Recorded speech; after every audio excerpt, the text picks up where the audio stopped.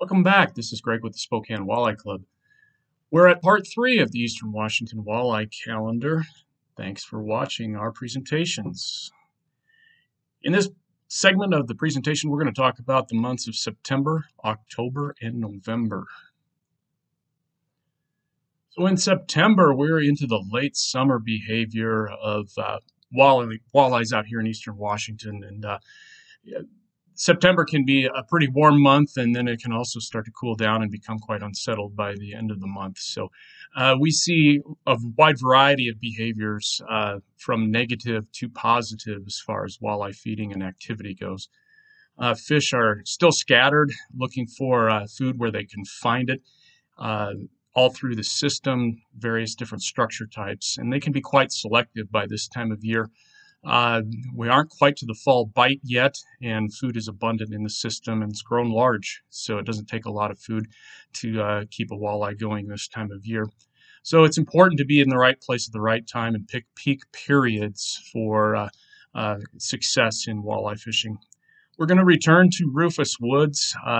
Roosevelt fishing can be pretty tough as the lake level draws down a little bit in August and into September. So we're going to talk about trolling techniques, downstream trolling at Rufus Woods, and we're going to focus on channel edges.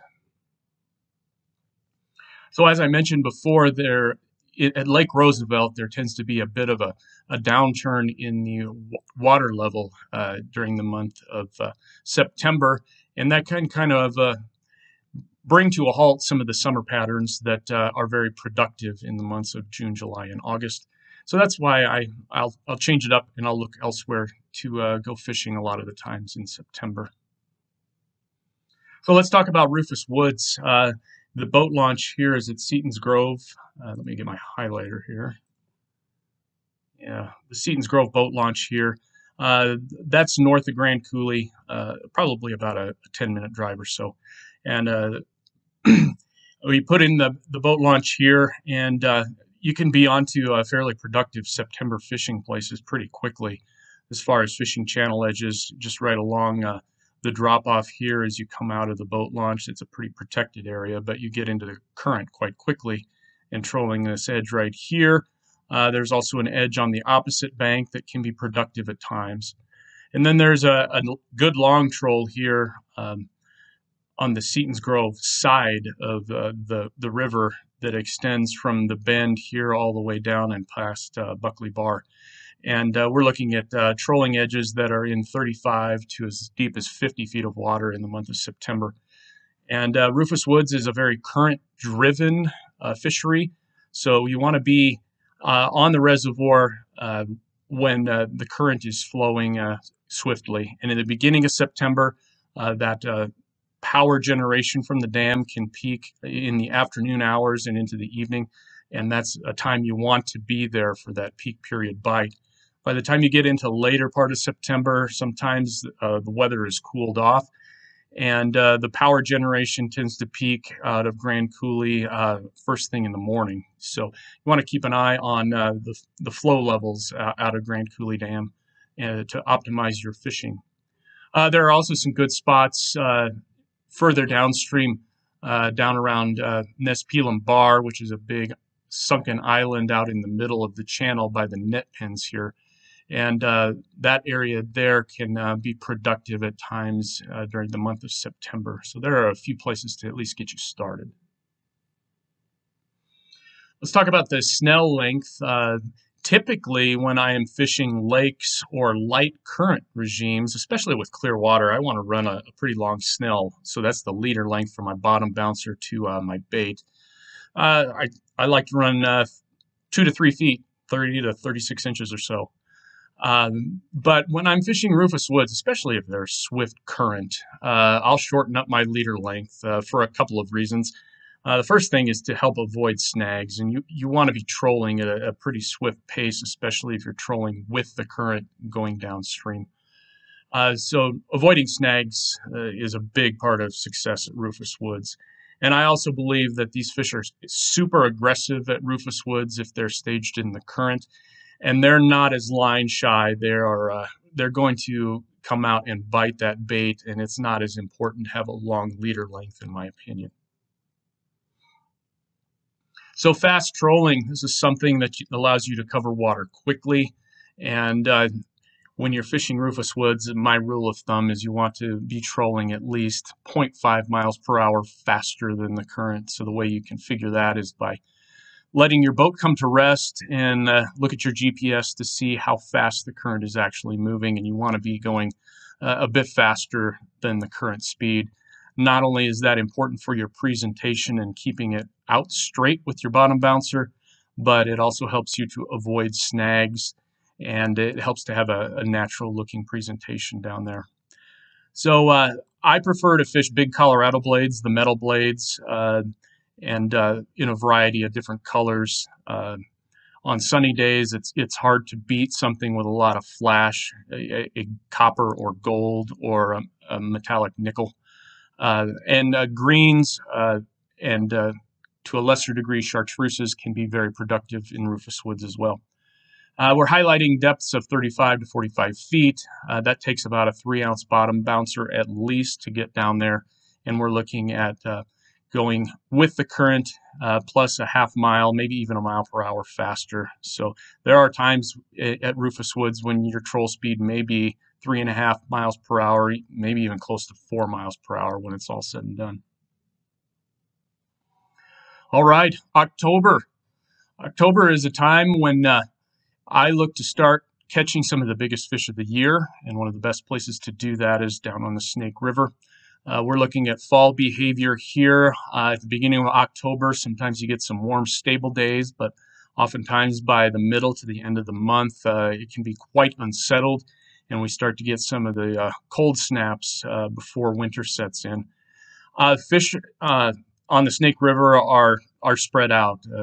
It's hard to catch too many fish in one particular place, so that's why we look for a trolling technique, and trolling deep diving crankbaits, especially big ones, can give you a big bite. We're not looking to catch a lot of numbers very often in the month of October down there, but it can be a great place to have a crack at a 10-pounder. So we're going to talk about structure of current and rocks. So let's get started talking about that. So the last couple of years, I'm not going to lie, the bite at the Snake River isn't what it used to be. There's been quite a bit of fishing pressure, and some of us in the club surmise that the shad population has increased in this part of the river as well, making it more difficult to entice walleyes to bite. But in general, we fish from the Lyons Ferry area up toward the dam, and we're looking for areas that have a decent current along with some chunk rocks and boulders. So there are good stretches of activity where we've done well in the past, from the dam down to about the Riparia area. There are some good spots where the current hits rocks around Texas Rapids across from the launch there. And there are also some nice spots around the mouth of the Tucannon along these steep rock faces, and then all the way from there down to around Lyons Ferry can be good. And we usually focus on the upper end of the Snake River this time of year. That's where you have the best current. That's where the channel tends to be a little narrower, and the effects of the dam are a little more pronounced. So when you're trolling crankbaits, I think the most important aspect of selecting the right crankbait is looking for the bait that is going to be trolling at the depth that you're wanting to achieve. And here are 3 baits that I have personally had success with trolling on the Snake River. We have the Berkeley Flicker Minnow, and we're looking at the large one. It's the size 11, which is 4.5 inches in length. That gets you about a dive depth of around 21 feet. Bandit's walleye deep lures, those are quite popular down there. They're the biggest lure that I have listed here at 4 3/4 inches long. That'll get you a dive depth around 25 feet if you're going with the current. And then the The Cabela's Walleye Runner has put some big fish in the boat for me, and that one has the deepest diving depth of the bunch, and it can get down to about 28 feet, and we're looking for the large version of that, the 4.5 inches. The Cabela's Walleye Runner is the Cabela's brand of the reef runner, and they're pretty economical choice for lures. And you want to have a wide variety of colors when you go down to the Snake River, depending on the time of year and water clarity. Stained water will usually require some kind of bright coloring like a chartreuse and have some black stripes on it. That helps to really define it in the water. And there are times when the water clarity clears up a bit. Chromes and whites really do very well at times down there in a clear water scenario. So moving on to the month of November, this will be the last month that we highlight in our walleye calendar. And we're going to talk about Potholes Reservoir. By November, we're into the late fall behavior on potholes where fish are starting to relate to deeper water. And the water levels on potholes can fluctuate quite a bit throughout the year and can be quite low during the month of November. So that's something you may want to think about before making the trip. We're going to talk about main lake points and deep humps. This is structure that can be very good for fishing when we talk about late summer into the fall. So we're going to talk about trolling once again, and there's also a good blade bait bite at times on Potholes Reservoir. So here's a Google satellite image of what Potholes looks like, and this is a picture when the lake is drawn down. The lake itself during the spring and early summer will encompass this entire area up here. These sand dunes are covered with water. But if you choose to go fishing in October or November at Potholes, this is probably more representative of what you will be encountering when you get there. So the deep humps and the main lake points that I'm talking about here are along the dunes. You have the mouth of Crab Creek here. It gets quite shallow in the fall months, so that's probably not a spot you want to go too far up. But there are sand dune humps that protrude into the main lake, and there's a pretty significant drop-off as you get into the areas that I'm highlighting here. And these are some of the areas that I would suggest starting with some trolling techniques in anywhere from 25 to 35 feet of water, and then pay attention to where you're getting bites and where the other boats are on the reservoir. As I mentioned before, it may be quite a challenge to get your boat launched in November, depending on how far down the water level is. Mardon Resort, they're good people. Give them a call if you have any concerns or any questions about where you should be launching your boat at this time of the year. And one word of advice that I would have when you're looking to find walleyes on Potholes Reservoir or any body of water that has a good perch population is look for the perch. If you're starting to catch perch on your trolling gear or you're getting the little vibrating bites that perch often have when they're going after a night crawler, you're probably fishing in areas that are pretty good, or at least close to where the walleyes are. And one thing about perch is in the fall, they tend to really school up and congregate, and perch are very easy to identify on good electronics. They will stack up similar to what this picture shows here on this image.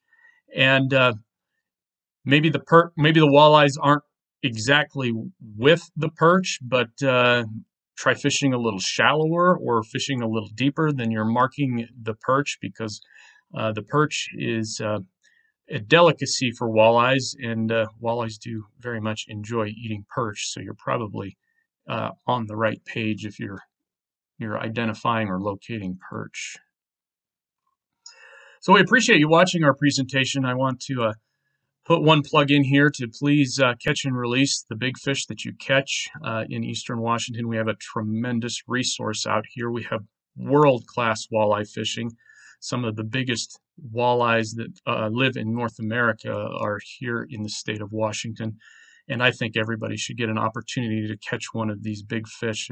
It's really thrilling to catch a walleye that's over 10 pounds. So in summary, here's our September, October, and November picks for our Washington calendar. And if you have any other questions or want to check out the Spokane Walleye Club, our website here is at the bottom of the screen. Please feel welcome to come participate in one of our meetings and see what we're all about. Speaking of our meetings, they are scheduled for the last Wednesday of almost every month. Check our website for information about that. The Walleye Club is active with club fishing days throughout the year, and it's a tremendous opportunity for newcomers to learn how to locate and catch walleyes. We're also big supporters of kids' fishing projects, and we have several events throughout the year, including a couple of picnics. This picture here is one that we do every year in June in Kettle Falls, and we have a lot of fun. So thank you for listening to our presentation.